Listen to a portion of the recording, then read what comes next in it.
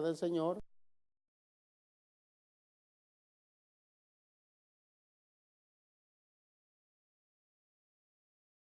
Esta mañana. ¿Todo lo tenemos, hermanos? Amén. Damos lectura a la bendita palabra del Señor, glorificando al Padre, al Hijo y al Espíritu Santo. Apocalipsis 7, versículo 9. Después de esto miré, y he aquí una gran multitud, la cual nadie podía contar, de todas naciones y tribus y pueblos y lenguas, que estaban delante del trono y en la presencia del Cordero, vestidos de ropas blancas y con palmas en las manos, y clamaban a gran voz, diciendo: la salvación pertenece a nuestro Dios, que está sentado en el trono, y al Cordero. Y todos los ángeles estaban en pie alrededor del trono, y de los ancianos, y de los 4 seres vivientes. Y se postraron sobre sus rostros delante del trono, y adoraron a Dios, diciendo: amén. La bendición y la gloria y la sabiduría y la acción de gracias y la honra y el poder y la fortaleza sean a nuestro Dios por los siglos de los siglos. Amén. Entonces, uno de los ancianos habló diciéndome: estos que están vestidos de ropas blancas, ¿quiénes son y de dónde han venido?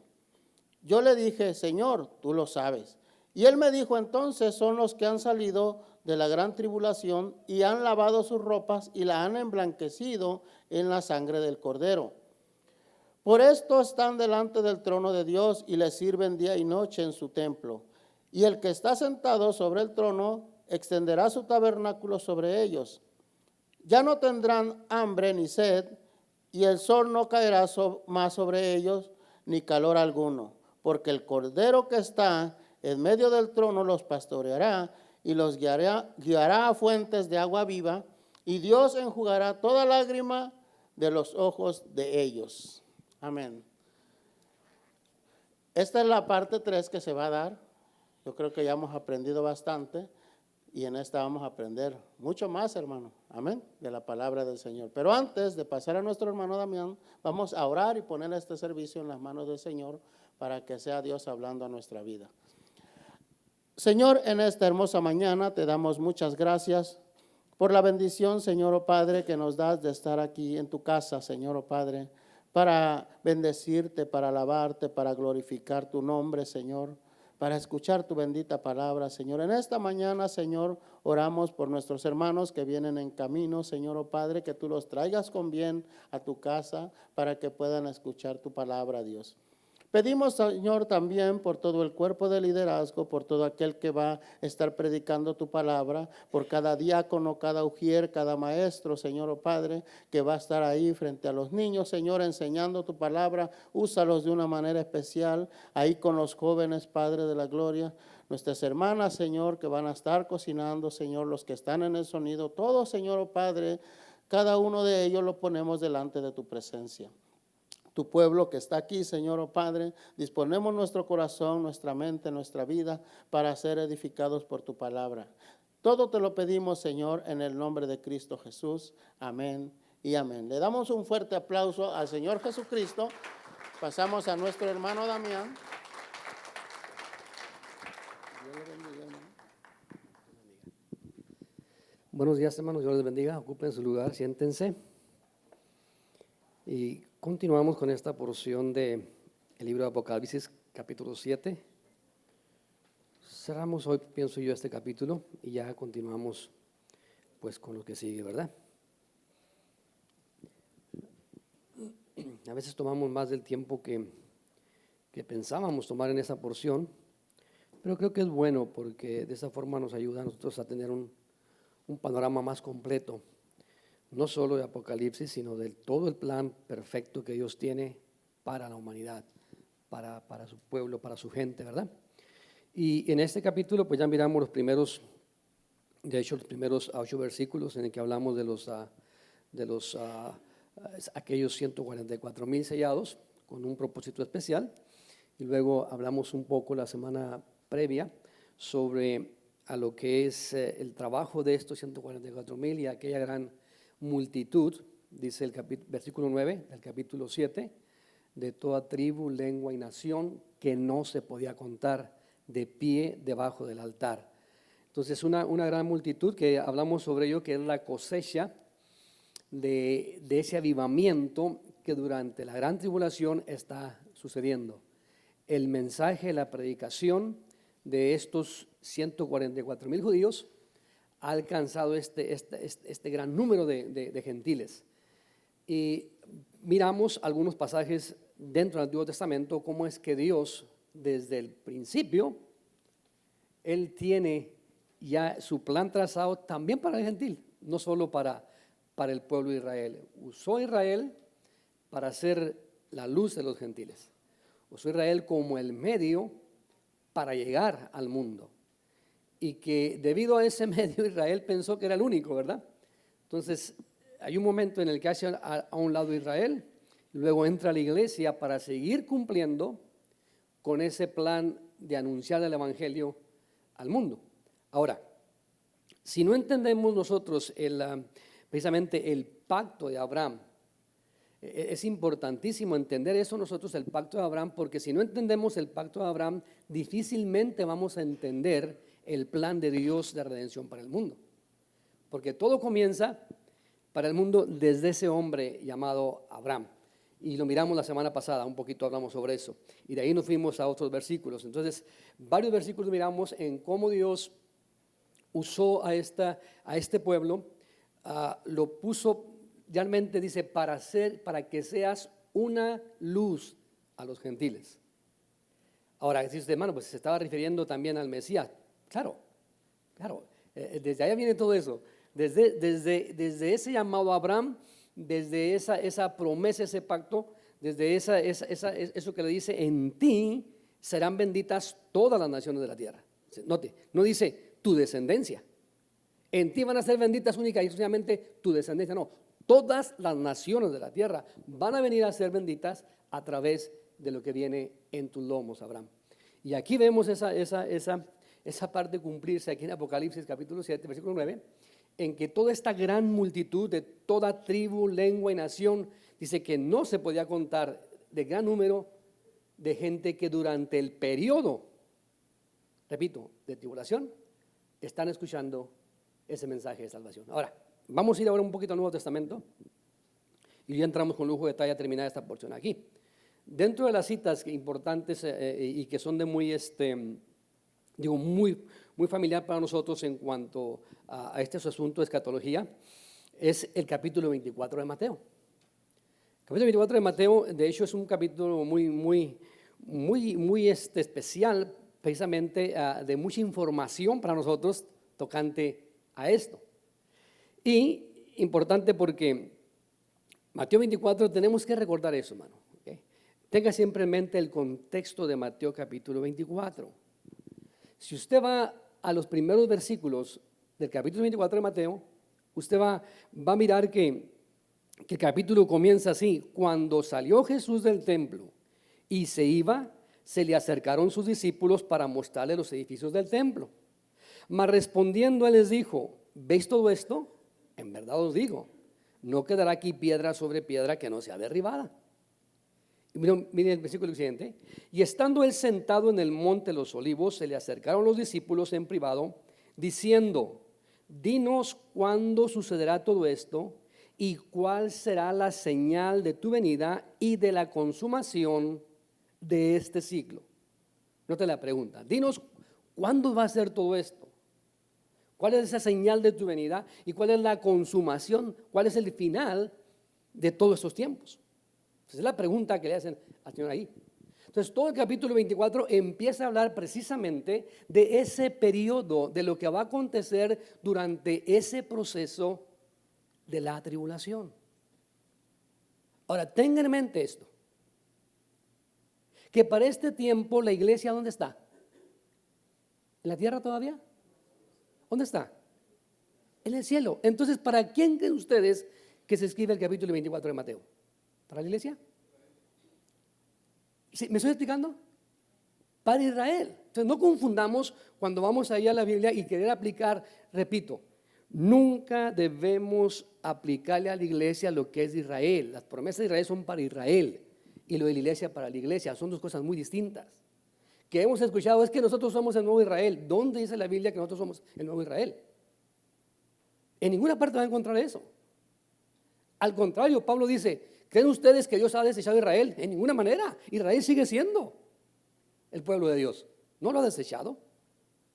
Entonces, por lo consiguiente, no se sientan ustedes superiores, les dice a los romanos, porque ustedes han sido injertados en esa rama, o sea, en quien les ha dado esa oportunidad de entrar ahí, pero ellos siguen siendo el motivo, la causa, razón y circunstancia por la cual ustedes viven, porque ahí viene el Mesías.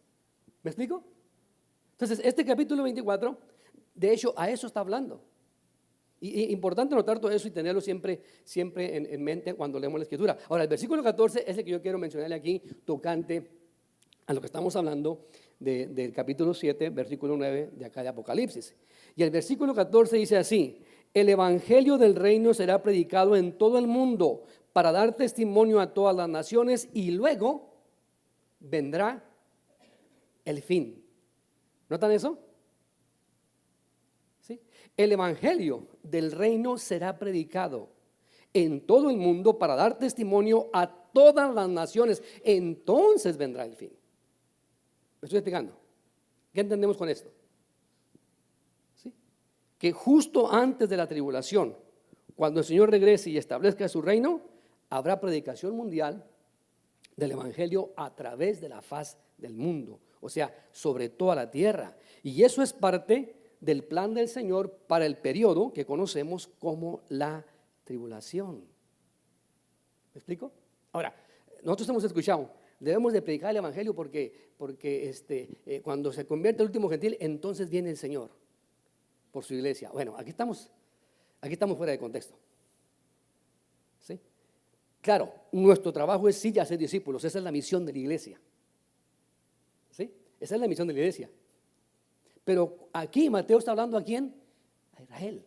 Y está diciendo que ese evangelio se va a predicar sobre la paz de todo el mundo durante el periodo de la tribulación. Entonces viene el fin y será predicado por esto. Mire, note, lo que comienza Dios al principio con el plan y propósito sobre Israel para el mundo, lo cumple en Israel. Y el mundo entero escuchará el evangelio a través de gente judía. 144,000 judíos, que no son mexicanos, ni hondureños, ni americanos, ni europeos, son israelitas. Y mire, estaba escuchando, me mandaron una noticia de un video sobre Europa, y me llamó la atención esto, en que ahorita toda Europa están ahorita ya peleando por ser una nación completa ellos solos, un solo rey en toda Europa. Interesante. Están batallando ahorita con Bélgica y otros más ahí que no quieren aceptar eso y están por sacar a Bélgica del panorama europeo y hacer ellos una nación con un solo rey. Importante eso, ¿verdad? ¿Sabe a dónde apunta todo eso? Quise mencionar nada más me llamó la atención por ese lado. Bueno, volviendo acá nuevamente a lo que estamos hablando acá. Es el periodo ese en que el Señor, a través de su plan, usa a Israel nuevamente para predicar a todas las naciones, porque para ese entonces la iglesia, repito, ya no está en la tierra, está en el cielo con el Señor. ¿Está conmigo? Entonces, y de hecho, mire, qué interesante esto, porque miramos en Isaías capítulo 49, versículo 6, que dice que yo te he puesto a ti para hacer una luz a las naciones, le dice Israel. Pero luego en Lucas capítulo 2, versículo 32, el Mesías es llamado igual, como una luz para las naciones. Y mire cómo dice: una luz de revelación a los gentiles, así como la gloria del pueblo de Israel. Y se lo voy a leer una versión más, la nueva traducción, la nueva traducción viviente. Dice: Él es una luz para revelar a Dios a las naciones, y Él es la gloria de tu pueblo Israel. ¿Hablando de quién? El Mesías, o sea, Jesucristo. Entonces vemos que claramente de muchas otras partes, o sea, de muchas escrituras, ¿verdad? Como Dios ha prometido la salvación para el mundo gentil. Nunca estuvo fuera, siempre estuvo en el plan de Dios, ¿sí? Y sucederá, claro que va a suceder.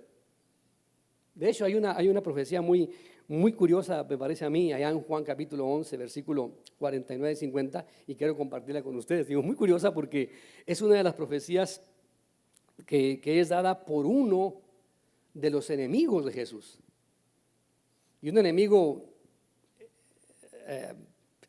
de los más crueles, porque de hecho este fue uno de los que compartió para la muerte de Jesucristo. Y digo una profecía muy curiosa porque es dada realmente por un hombre llamado Caifás. Y mire lo que dice en su declaración este hombre. Digo yo, una declaración que para él tenía un significado muy simple, pero para el Señor es un significado muy maravilloso. Y mire lo que dice en el versículo 49 del capítulo 11 de Juan.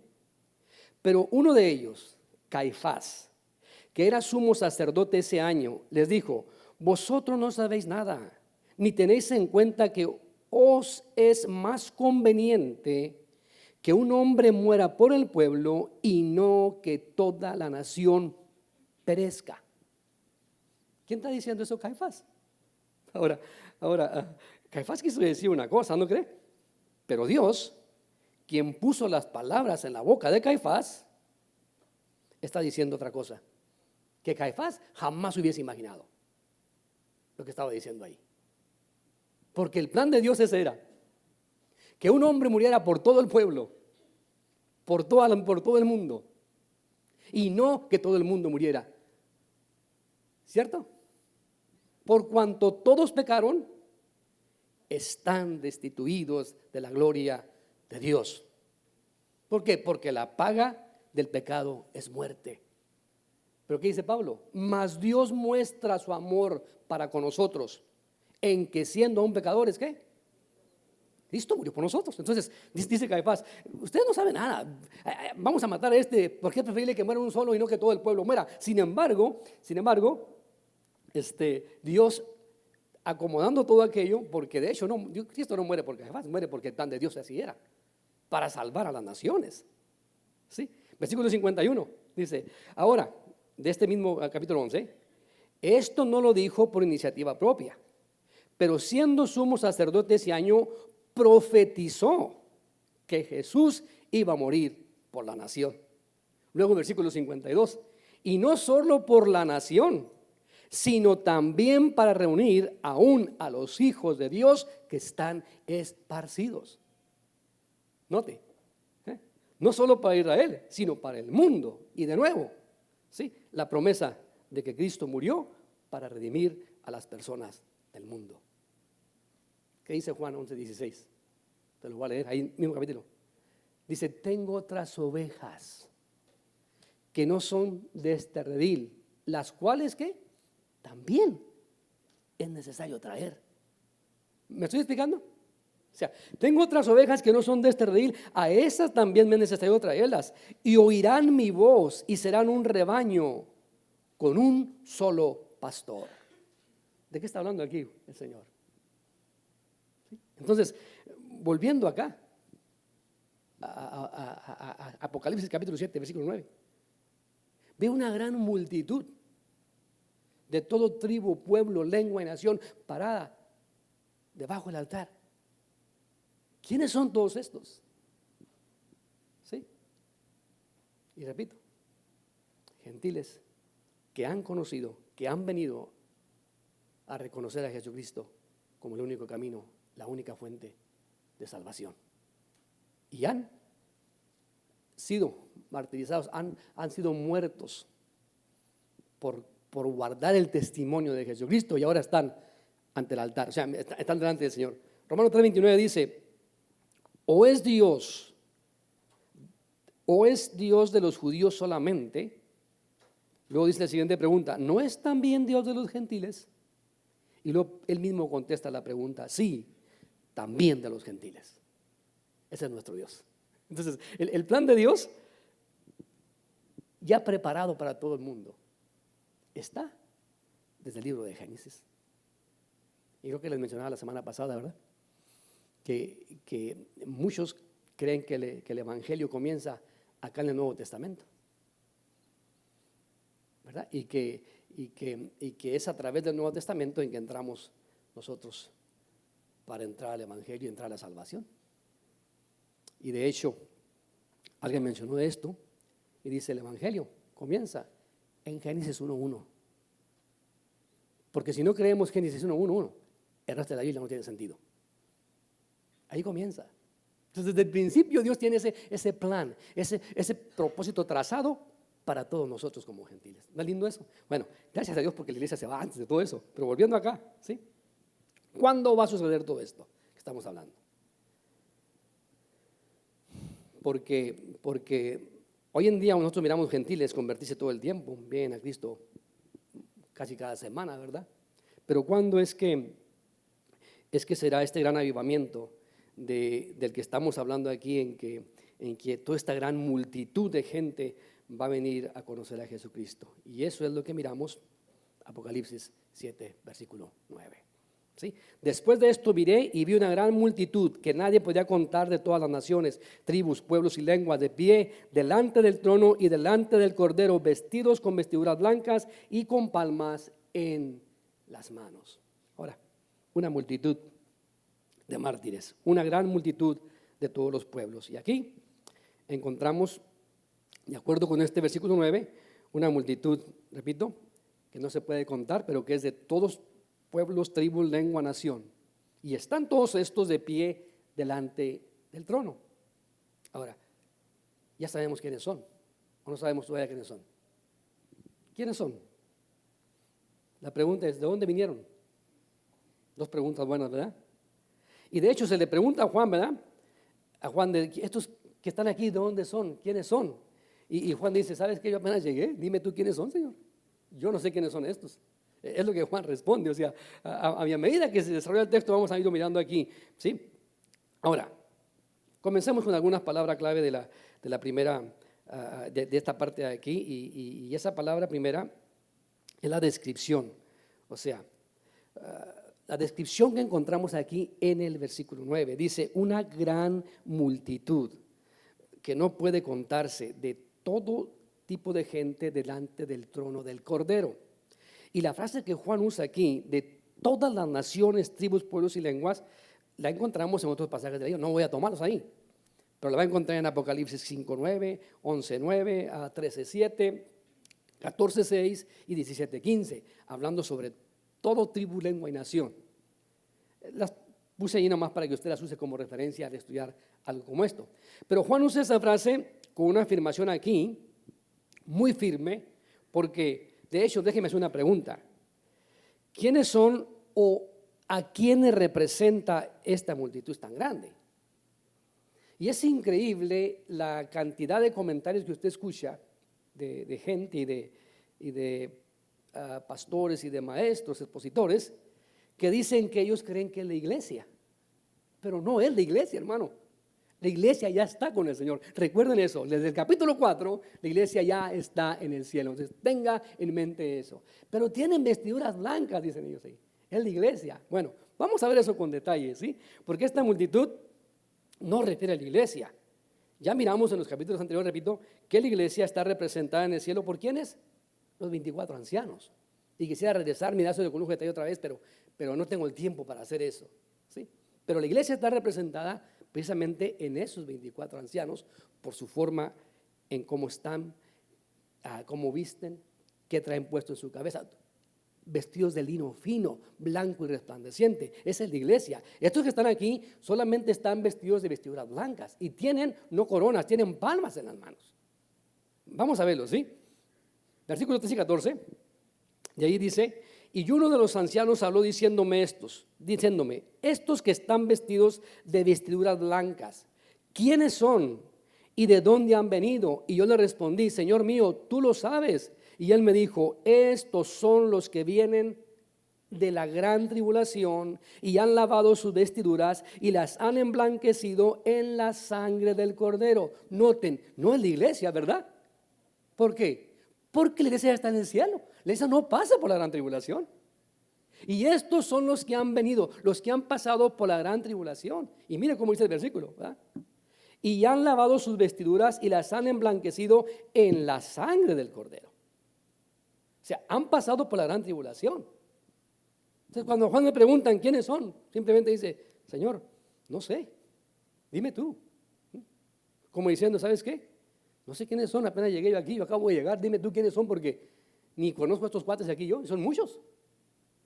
Ahora, note, vamos a ver un poco en la diferencia en cuanto a la multitud, en cuanto a los que estamos hablando del capítulo 4 y el capítulo 7 para que tengamos un panorama más claro. Los del capítulo 4, repito, representan la iglesia que ha sido arrebatada y estos que están aquí es otro grupo muy diferente. Primero, grábese esto, ¿sí? De acuerdo a la Escritura, no a mi opinión, la iglesia no pasará la gran tribulación, hermano. No importa cuánto digan afuera. ¿Cuál es el propósito, pues, de que Cristo haya muerto por su pueblo? ¿Me explico? Si vamos a pagar con sangre también nosotros. Ya nuestros pecados han sido juzgados en la cruz del Calvario. Ya no pasaremos nosotros ese proceso. Israel debe pasarlo, ¿sabe por qué? Porque Israel rechazó al Mesías. ¿Sí? Israel no, hasta la fecha todavía está muy aislado de todo eso.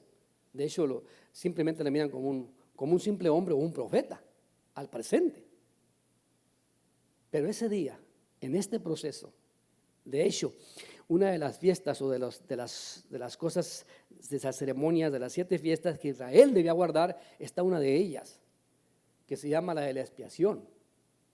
Y era la más triste, la más estresante, porque Israel tenía que recordar todo el pecado que había cometido. Y era obligatorio que todo Israel se presentara a llevar a cabo esa fiesta. 7 días duraba esa fiesta pues no fiesta, sino una de las reglas que tenía que pasar, porque fiesta es ir a alegrarse. Esta no era fiesta. Esta era una conmemoración de recordar todo lo malo que habían hecho. Y esa misma fiesta que tenemos ahí tiene una conmemoración, pero tiene un significado profético más adelante. Israel tenía que ser expiado por todos los pecados. Bueno, va a volver a ser sometido a esa expiación durante este periodo de 7 años.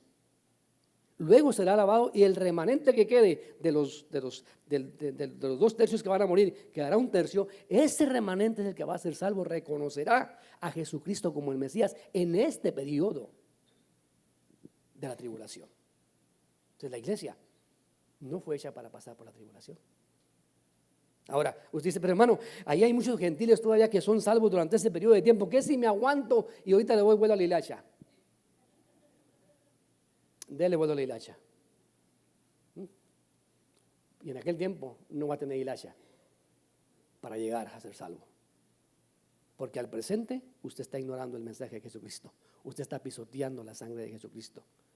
Usted está siendo un apóstata, conociendo la verdad y rechazando la verdad.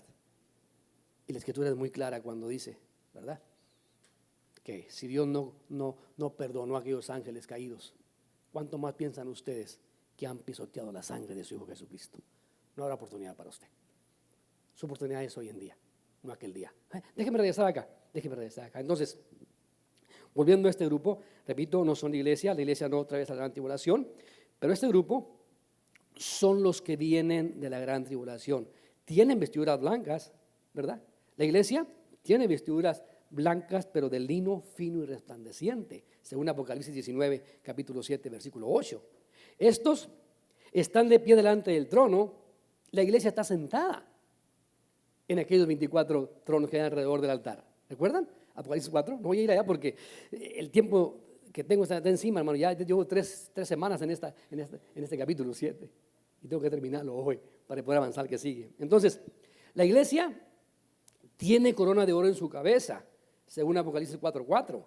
Estos tienen palmas en las manos. Note, la iglesia canta un cántico de adoración. Estos claman a gran voz. Lo que estamos viendo en el capítulo 9, versículo 9, perdón. O sea, hay varias diferencias entre ambos grupos. Y aunque al final todos seremos un grupo, pero por el momento estos representan un grupo que sale de la gran tribulación. ¿Y sabe qué? Sí, gentiles, que han sido ganados para Cristo por la predicación de estos 144,000 judíos. Son gentiles que han sido ganados para Cristo durante ese periodo de tiempo. Ahora, ¿Cuántos hemos escuchado? Y viene un gran avivamiento para Estados Unidos de América, o para Centroamérica, o para México, y México para las naciones, y todo el mundo predica el gran avivamiento. Sí, sí viene, pero es en el tiempo de la tribulación. Y para ese tiempo, si no estamos aquí, estaremos con el Señor. Y la gente lo espera hoy en día. Y de hecho, repito, la palabra avivamiento es dar vuelta, o sea, reconocer algo y regresar de aquel mal comportamiento, y hay un cambio en nuestra vida. Avivamiento es cuando las personas están aceptando, están recibiendo el mensaje de salvación y están reconociendo que Jesucristo es el único camino al cielo y vienen a reconocerlo y a confesarlo como Salvador. Ese es avivamiento. Una iglesia en avivamiento es esa, la que continuamente está ganando almas para Cristo. Esa iglesia está en avivamiento. ¿Me explico? Eso es avivamiento. El problema de nosotros es que tenemos un concepto muy distinto al avivamiento, ¿verdad? El concepto que tenemos nosotros de avivamiento lo pintamos de muchos colores y nada que ver con el verdadero avivamiento en cuanto a la Escritura. ¿Está conmigo? Entonces, ¿qué pasará con ellos, con estos que están aquí, una vez que acepten el mensaje de Jesucristo y reconocer que Cristo es el Mesías durante el periodo de la gran tribulación? Bueno, habrá un caos para ellos, un caos tremendo para ellos. ¿Por qué? Porque serán perseguidos por el anticristo, los matarán, serán perseguidos por la bestia, por el anticristo, perseguidos por... O sea, el punto principal de estos, del anticristo y la bestia, es que estos nieguen a Jesucristo. Pero si ellos se mantienen firmes, van a pagar con su propia sangre. Ahora, note, no es la sangre de ellos la que los salva, es la sangre del Cordero la que sigue lavando al pecador. ¿Sí?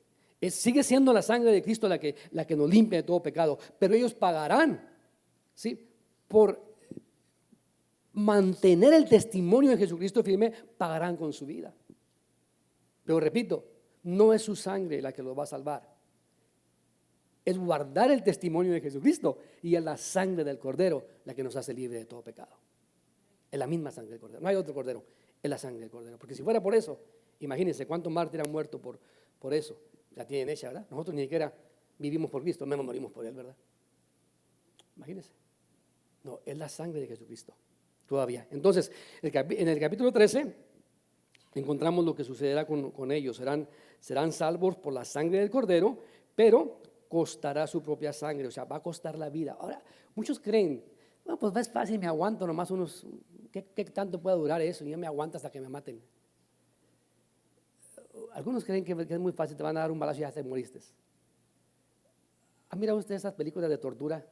De hecho, me tocó ir a visitar un pueblo por allá en Guanajuato, donde la hermana va, y hay allí una de las mazmorras que tienen allí, de cómo es que estos martirizaban tanto a los no católicos, y al mismo tiempo robaban a los hacendados.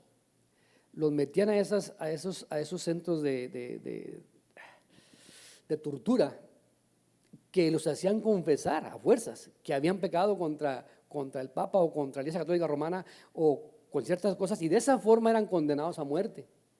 De esa forma le robaban lo que tenían, y claro, al cristiano pues lo hacían pedazos. Pero no solo a ellos, a toda su familia la ponían en línea. Comenzaban con la familia y terminaban con ellos. Y una vez que confesabas, estabas muerto. Estaban muertos. Y es horrible eso que mira ahí, eso da hasta escalofrío. Solamente para que tengan una idea, ¿usted cree que este tiempo va a ser, lo metemos en una cámara de gases y que todos quedan dormidos y no van a sentir nada? Sí, Chuy. Atente al chile, no pongan frijoles y vas a ver que es todo lo contrario. No es nada de eso. No es nada de eso como a veces pensamos nosotros. Es un tiempo de gran tribulación. Y la Escritura es muy clara cuando dice: cual no ha habido ni habrá otro semejante a través de la historia de la tierra. Esto va a ser terrible, hermano. Entonces, vamos a poner acá, ¿verdad? Pero Mateo nos dice: y este evangelio del reino será predicado en todo el mundo, y aquí es donde miramos ese cumplimiento. Ahora, imagínense estas personas, es una gran multitud. Ahora, si nosotros a veces batallamos acá, hermano, para ser cristianos acá en nuestro tiempo, ¿verdad? Batallamos acá, ¿cómo anda, hermano? Ay, ando con luchas y pruebas, hermano, pero ahí la llevo, a veces acá, a veces acá. ¿Verdad? Imagínense, y no tenemos este tipo de tribulación. Esta gente está atravesando un momento muy difícil. ¿Y sabe qué es lo que me asombra? Que una gran multitud, mire lo que dice Juan, que no puede contarse, se mantienen firmes en un tiempo tan difícil como ese. Esto estoy teniendo que admirarse, ¿no cree? Ahora, gracias a Dios por Jesucristo y por su Espíritu Santo que ha puesto en nosotros esa revelación y ese entendimiento, hermano, que no vamos a pasar por ese proceso. Pero todos estos durante ese periodo estarán en ese lugar o llegan a ese lugar porque han sido ya martirizados, han sido muertos por mantener el testimonio de Jesucristo. Ahora, déjeme continuar. Vamos a ver la posición de esta multitud. ¿Sí? ¿Dónde están y cómo están? La multitud dice que está de pie delante del trono del Señor. Y interesante, dice, después de esto miré y vi una gran multitud de pie. Ahora, ¿qué quiere decir con eso? Bueno, y para recalcar que no puede ser la iglesia, porque la iglesia está sentada en el trono. Estos están de pie. La iglesia está sentada y su posición de la iglesia es descanso, pero la posición de estos también es muy importante. Porque acá el versículo al principio nos dice que han pasado, que han sido muertos, que han sido martirizados, pero ahora están de pie. Y eso es importante. Porque han dado su vida. Y la escritura es muy clara cuando el Señor dice, ¿verdad? Que el que cree en Él, aunque esté muerto, vivirá. Que el que pierde su vida por causa de su evangelio, ese va a vivir. Y estos aquí están de pie, aunque han sido muertos, aunque han sido asesinados por el anticristo y toda su gente, aquí están de pie, están vivos delante del trono de Dios. Y esa es la ventaja del Hijo de Dios. Esa es la ventaja del Hijo de Dios. La muerte es un proceso nada más, hermano. Es un corto lapso en el que estaremos viviendo eternamente con el Señor. Aquí estos están de pie y significa que han sido recogidos de la muerte y que ahora están de pie en señal de victoria. Hemos triunfado, hemos ganado victoria. ¿Por qué? Porque viven delante del trono del Señor. Sí, pasaron por la muerte, pero están vivos. Segundo, miramos la seguridad de la salvación de esta gente. Pablo dice, ¿qué nos apartará del amor de Cristo? Ahora, estoy hablando acá de esto, o sea, del proceso este. Acá en este pues también. Tribulación, angustia, persecución, hambre, desnudez, peligro, cuchillo. Y empieza a hablar Pablo una grande lista de todas esas cosas, ¿verdad?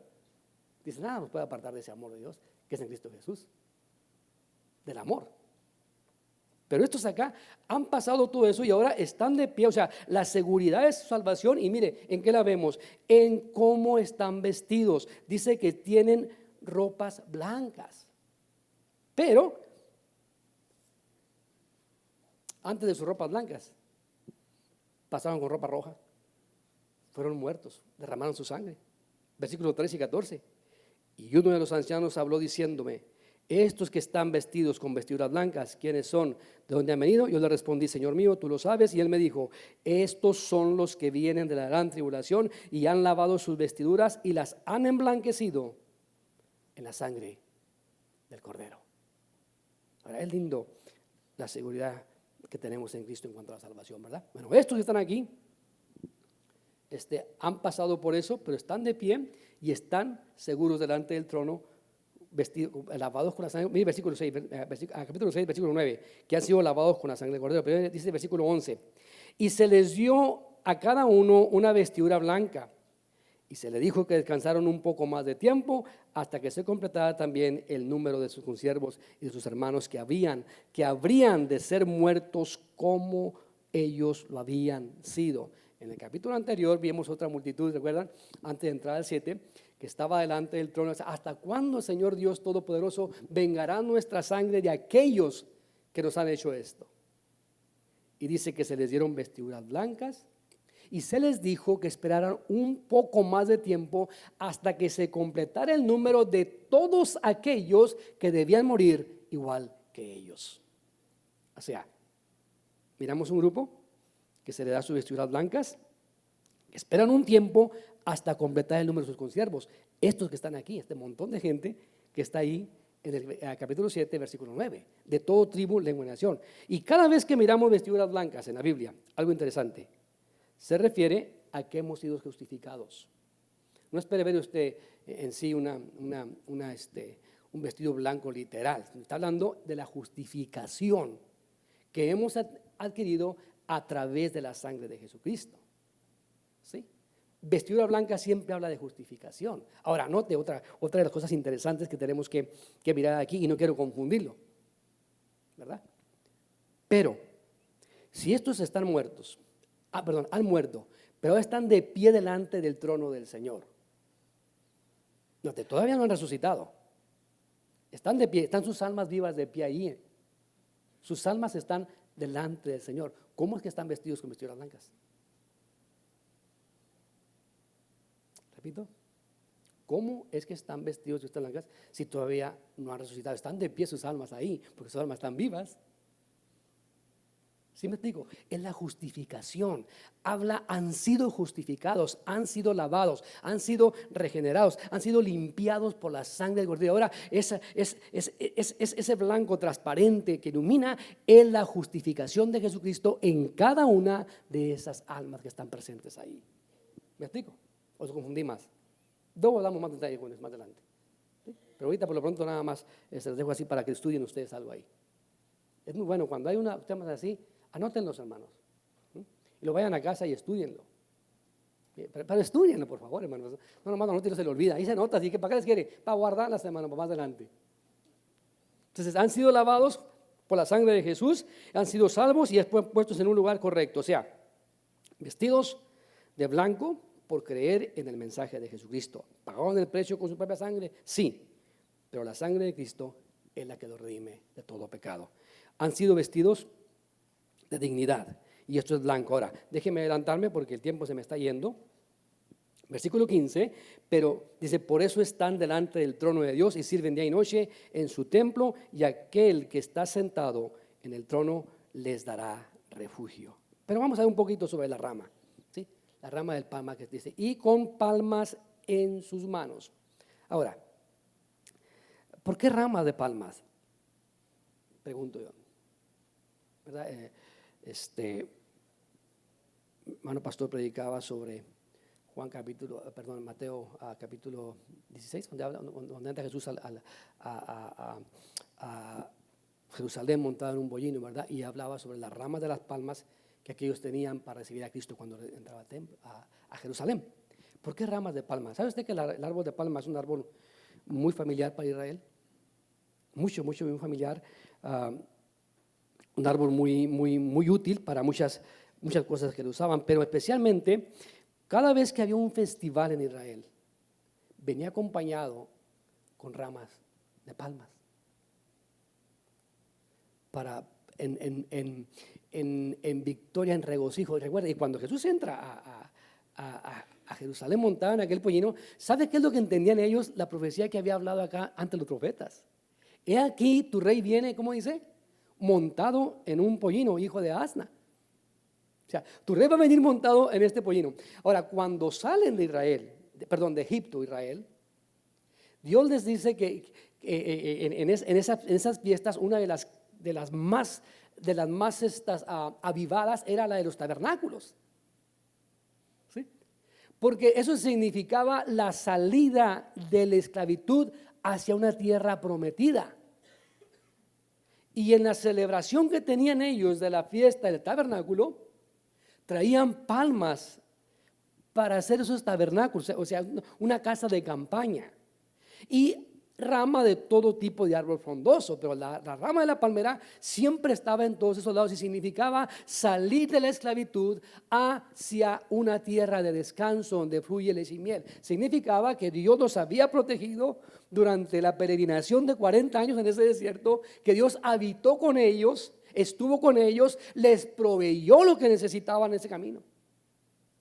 Entonces, el asunto de la palma habla de gozo, habla de salir de un lugar de opresión hacia un lugar de libertad.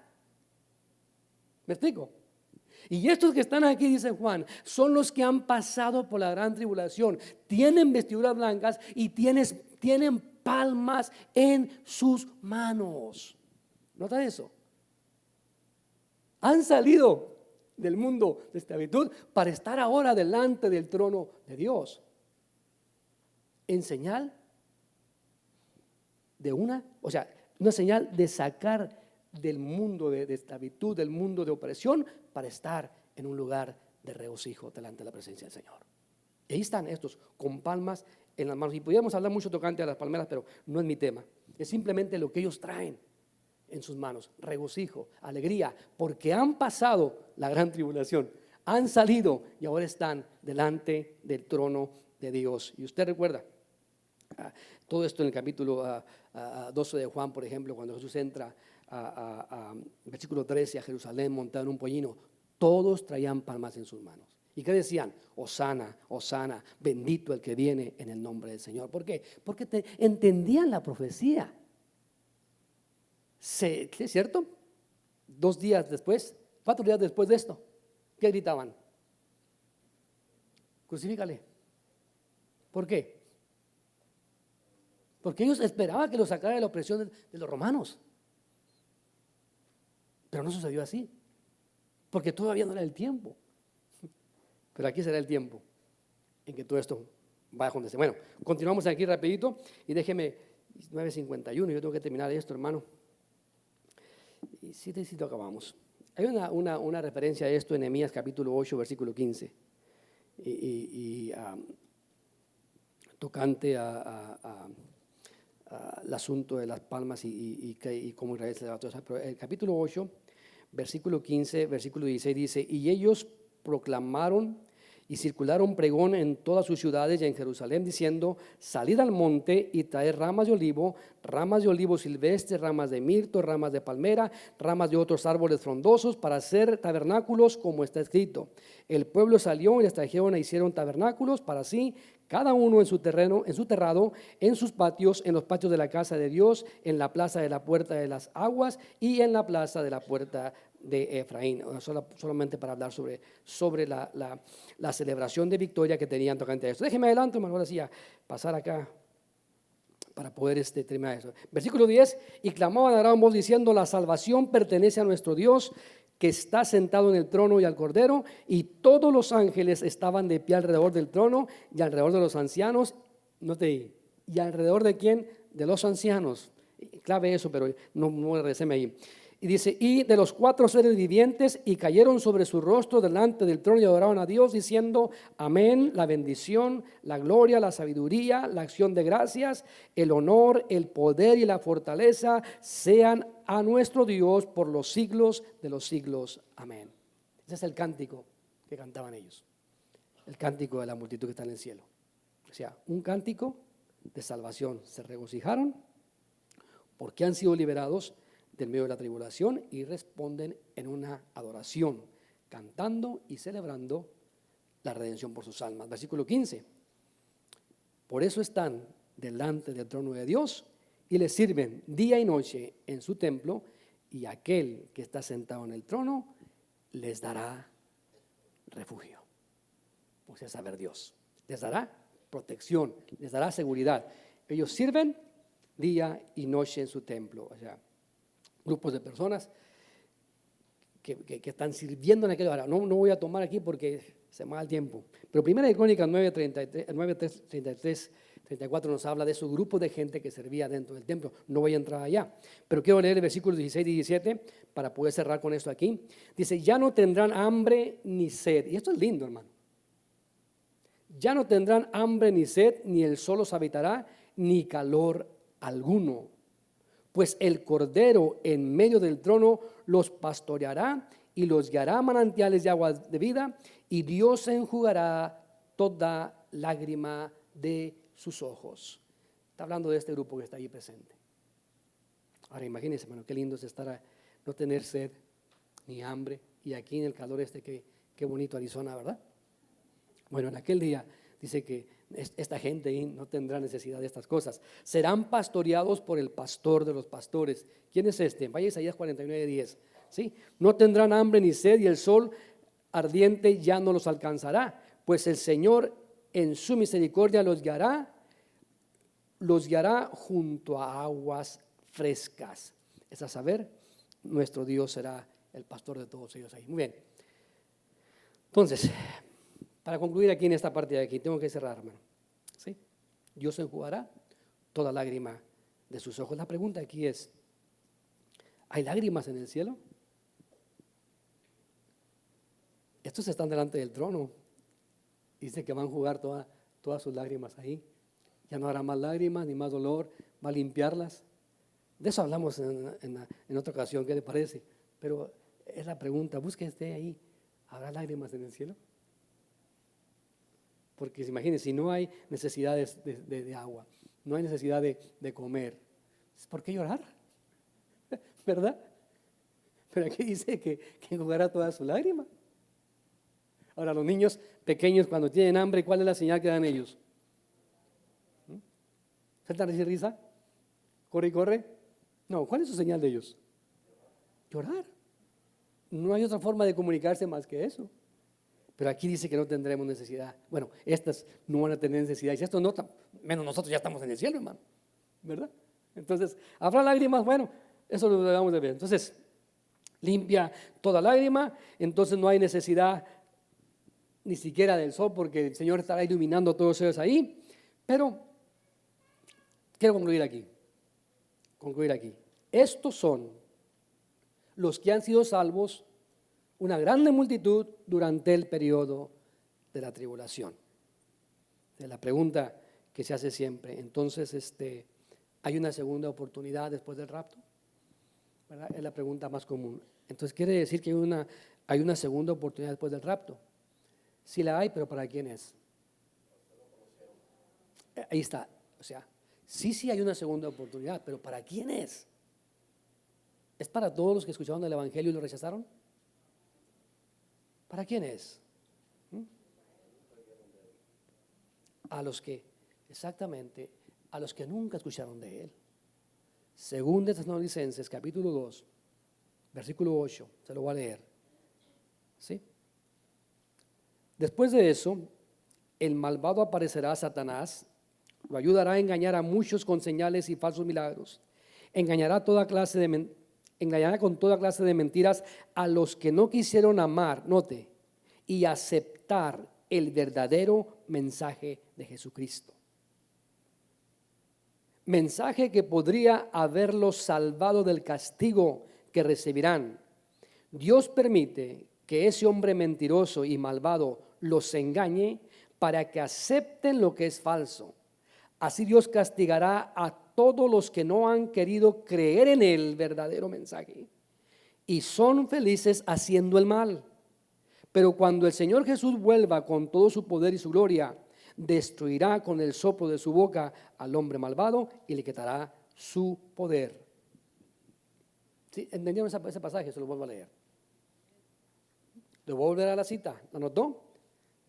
¿Sí? ¿Qué dije que era? Según de Tesalonicenses, capítulo 2, versículo 8 al 12.